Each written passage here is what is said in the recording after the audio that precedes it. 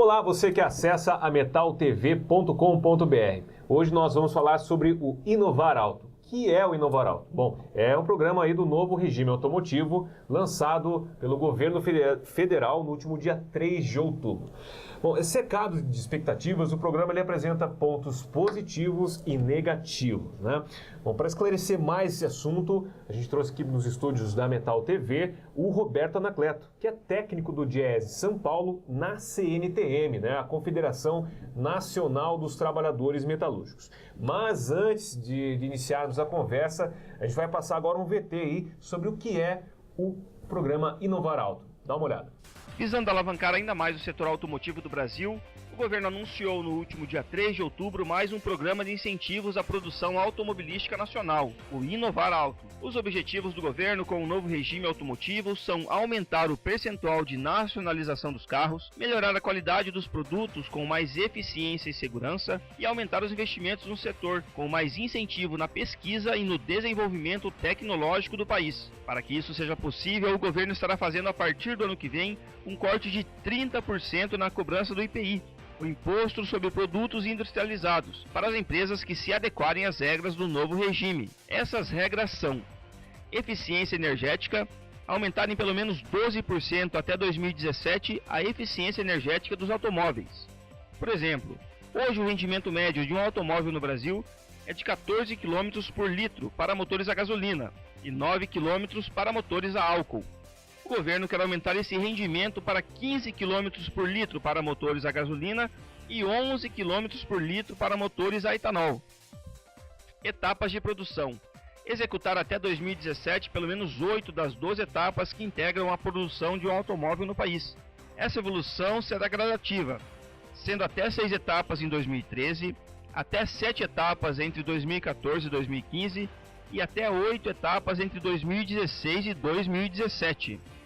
Além disso, as empresas terão que cumprir 2 desses 3 outros requisitos: investimentos em engenharia, tecnologia industrial básica e na capacitação de fornecedores.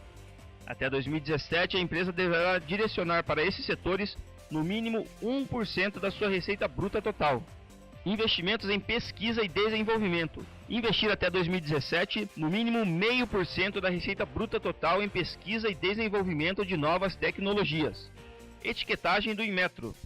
Ter até 2017 100% dos veículos produzidos com a etiqueta do Inmetro, que classifica os carros de acordo com sua eficiência energética e menos poluidora. O regime terá duração de 5 anos, vai de 2013 a 2017. Segundo a Associação Nacional dos Fabricantes de Veículos Automotores do Brasil, a Anfávia, o novo regime vai trazer investimentos para o país no valor de 60 bilhões de reais até 2017. Tá aí, você conferiu o vídeo, né, sobre o Inovar Auto. Para falar mais sobre esse assunto, estou aqui com o Roberto. Roberto, André, tudo bom? Tudo bem? Muito obrigado aí. Prazer estar aí com vocês hoje aí, com os companheiros aí, através desse importante canal aí que o sindicato disponibiliza. Aliás, vocês estão de parabéns e eu tenho acompanhado todas as matérias também aí do sindicato via o portal, né? Importante esse cara. Roberto, inclusive, sempre participa aqui, sempre ministra cursos pelo Diese aqui para, né, os delegados sindicais, né, qualificação, inclusive está até participando aqui, ministrando um curso sobre desafio das negociações coletivas, né, Roberto? Tem sido importante. É, isso aí. Bom, então vamos voltar aqui para o Inovar Auto. A primeira pergunta que eu faço, o questionamento é: qual o objetivo do governo com esse plano, Roberto? Bom, o objetivo, André, é ampliar a competitividade, né, que nos últimos anos o Brasil vem perdendo algumas posições, e até como enfrentamento dessa história que os empresários dizem da desindustrialização. Então, o trabalhador percebeu que ele tem que... Não adianta ficar discutindo a desindustrialização, e fala de política industrial.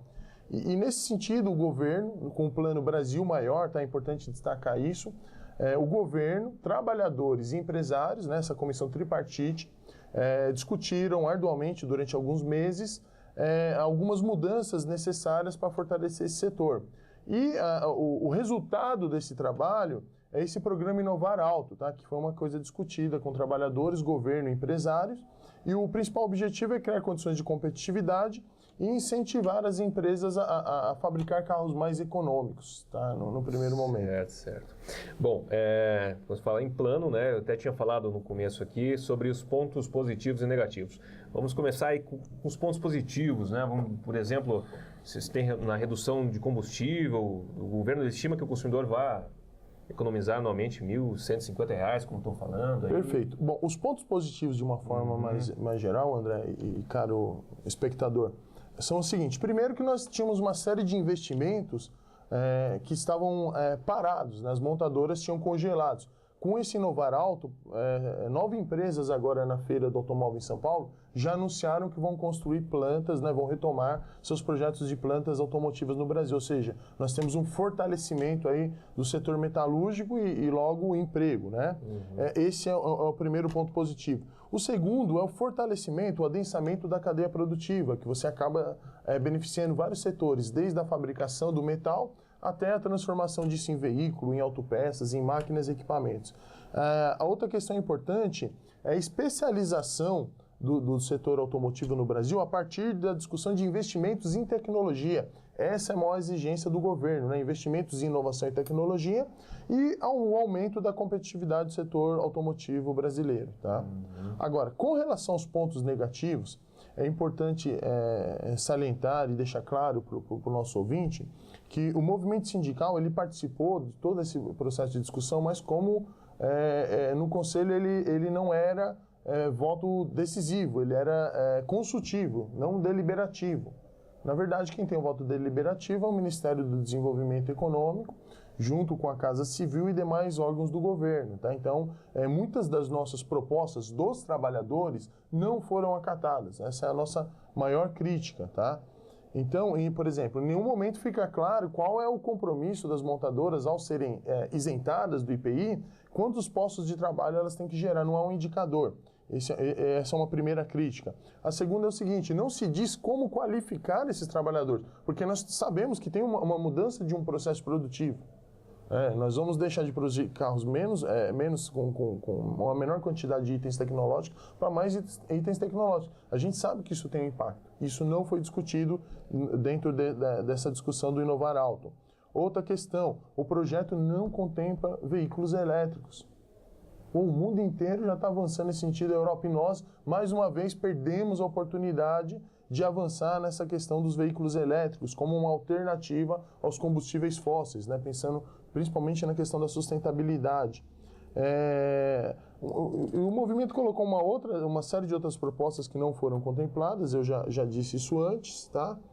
E em nenhum momento se preocupou em atrelar esse programa à saúde e proteção do trabalhador. Essa também foi uma crítica forte do movimento sindical, era um ponto que a gente levou para a mesa de negociação lá nessa comissão tripartite e não avançou, né? Esses são os impactos positivos e negativos, André. Certo. Até com relação aos negativos, cabe até o movimento sindical também pressionar, fiscalizar. Não tenha dúvida. Né? Já existe alguma movimentação? O que nós orientamos, nós estamos do Diese, nós estamos conversando com os trabalhadores e essa foi uma decisão tirada já entre eles, é de que nós vamos estar acompanhando etapa por etapa da implantação desses investimentos, né? E vamos cobrar, sim, tudo o que o governo propôs e vamos estar, principalmente, atentos nas negociações coletivas para cobrar dos empresários a contrapartida, porque são recursos da sociedade que estão deixando de ser arrecadados pelo governo para incentivar essas empresas, muitas até multinacionais, que teriam até recursos próprios, né? Não vamos esquecer que elas remetem todo ano lucros, né? Porque dizem que investem aqui, tudo bem, vamos ponderar. Mas e aí, não adianta a gente fazer toda essa discussão e o trabalhador não ser também beneficiado por essa mudança nesse regime automotivo, né? Nós queremos, inclusive, que isso traga uma melhoria na renda do trabalhador, né? Então não adianta a empresa ganhar, mas o trabalhador não ganhar. Então precisa ganhar a empresa, o país e o trabalhador do setor automotivo. E para isso o movimento sindical tem que ter uma participação mais deliberativa do que consultiva, né? Como você tinha falado ali, que hoje o movimento sindical está mais ainda na parte consultiva, né? E ainda precisa... Mas nós, André, podemos assumir um papel, na minha opinião, que eu julgo que o movimento sindical possa assumir, que é o papel de fiscalização, como já tem feito, diga-se de passagem, né? Cobrando, propondo, porque se deixar correr solto, você sabe como que acontece, né? E como exemplo, nós temos outros regimes automotivos. A Kia, no passado, recebeu uma grana preta na época do governo Collor para fazer uma nova planta moderna. Até hoje, não fez nada disso. Inclusive, tem uma discussão no Tesouro Nacional de uma dívida passada. É uma das montadoras, inclusive, que está com dificuldade para vir para o Brasil. Você pega os jornais tradicionais, você só vê lá eles reclamando. É a única montadora que está reclamando desse sistema automotivo, do novo modelo automotivo. Tá. Agora vamos para outro tópico aqui, com relação à competitividade, né? Muito se fala que o carro fabricado aqui no Brasil, ele não é competitivo em relação aos carros fabricados na Europa, nos Estados Unidos. Que impacto esse programa vai provocar aí na competitividade desses carros nacionais? Olha, esse programa, ele sendo executado conforme foi combinado entre as partes, ele representa um grande salto qualitativo, na minha opinião, e do ponto de vista de inovação e tecnologia, isso é muito importante. Porque até então, nós acabamos nos especializando em fazer carro 1000. Só que hoje o carro 1000 é uma coisa que já não tem mais tanta aceitação pelo consumidor. O consumidor quer carro 1.6, 2.0, e não adianta você oferecer um produto que o consumidor não quer. O trabalhador melhorou a receita dele, né? Isso é até motivo de negociações, de trabalho árduo dos companheiros aí do movimento sindical. Então ele quer um carro com uma tecnologia melhor, que tenha segurança, né? Então, eu diria para você que o impacto, por exemplo, disso para nós no país é o seguinte: é uma forma da gente enfrentar o processo de desindustrialização. Outra questão importante é você beneficiar vários setores do processo produtivo, desde o fabricante de chapas de aço até a montadora, passando por autopeças, né? Você beneficia toda a cadeia produtiva. O país pode ampliar sua produção, uma vez que passa a fazer carros de luxo também. Até então nós não éramos especializados em carro de luxo. Inclusive a BMW anunciou essa semana aí o anúncio da sua fábrica em Santa Catarina. A possibilidade de desenvolver novos polos industriais no país, né? Você tem hoje não só São Paulo, mas você tem Paraná como um importante eixo automotivo. Você passa a ter Goiás, né? Você passa a ter o Nordeste, né? E isso também abre novas possibilidades, né? de organização econômica do território, né? E o desenvolvimento de uma nova engenharia automotiva através de centros de apoio à inovação e à tecnologia e principalmente o crescimento do produto interno bruto, do PIB, né? Tornando o país mais rico, o que nos dá margem para a negociação aí depois de melhores salários e melhor participação de renda do trabalhador brasileiro, né? Como já fizemos, né? O movimento sindical já fez com a política do salário mínimo, né? Que hoje o salário mínimo, né? Ele tem a seguinte fórmula, né? Você pega o crescimento dos 2 últimos anos do PIB mais a inflação do período, né? Então você divide o crescimento do PIB com o trabalhador que ganha até um salário mínimo. Certo. O nosso desafio é trazer essa discussão para aqueles que ganham acima de um salário mínimo. Ok. Então, saindo desse impacto na economia e também no bolso do trabalhador, muitas perguntas também se pergunta sobre qual vai ser o impacto para o consumidor final, né? Isso será que vai baratear o preço dos carros nacionais? Preços que são severamente criticados quando se compara, por exemplo, um carro produzido aqui e um carro produzido no México, tem um carro produzido na Argentina, né, com as diferenças grotescas de preço sendo o mesmo carro. Olha, excelente pergunta, André. Eu creio que até o pano de fundo que não aparece, é lógico, nas reportagens e a grande mídia não vai contar isso, é lógico, porque até são eles que alimentam boa parte desses anúncios, né? Hoje tem uma concentração em um grupo de 4 grandes montadoras aí, né? E essas 4 grandes montadoras, elas definem por quanto elas querem vender o carro e o trabalhador e o consumidor, em geral, paga. Ele não questiona. Então, um veículo fabricado no Brasil, o mesmo veículo, se você analisa ele no México, na Argentina, na Europa, nos Estados Unidos, ele chega a custar muito mais caro aqui no Brasil, de 10% a 15% mais caro, né? E quando você questiona as fábricas, os fabricantes, do porquê dessa diferença, ninguém fala. Mas na verdade é o seguinte: você põe o preço, o brasileiro paga. ninguém questiona. E o governo também tentou pressionar as montadoras a abrirem os seus custos de fabricação, mas isso é uma caixa de Pandora, né? Ninguém consegue essas informações. Então, o que o governo pretende também com essas mudanças, né? Com a atração de novas empresas, novas montadoras, forçar que esses preços reduzam, né? E que todos possam ter acesso a veículos modernos, seguros e com tecnologia de ponta, né? Airbag, freio ABS, hoje é uma coisa que salva a vida. Em alguns países é padrão isso aí. Mas no Brasil não, é diferencial de luxo. Pô, será que salva a vida? Quanto custa uma vida, né? Então, o governo tem essa preocupação no pano de fundo, né? E também tem uma preocupação com a redução, né, ou com a economia de combustível fóssil, né? Embora a gente está com o pré-sal também, que é uma outra coisa que daria uma outra reportagem, é um outro tema, né? Mas discutir a questão da eficiência energética e ganhos ambientais. Porque que mundo que nós vamos entregar para as próximas gerações, né?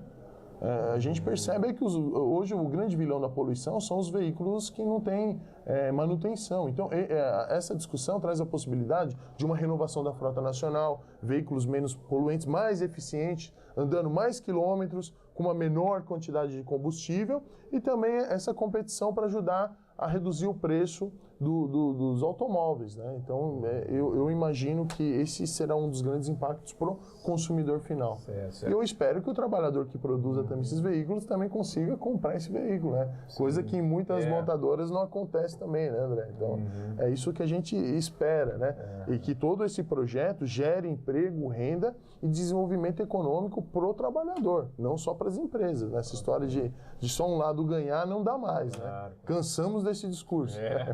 Então, finalizando essa conversa aqui, Roberto, então, até bom ressaltar que cabe, né, agora o movimento sindical fiscalizar isso aí, né? Qual é o seu recado final aí para...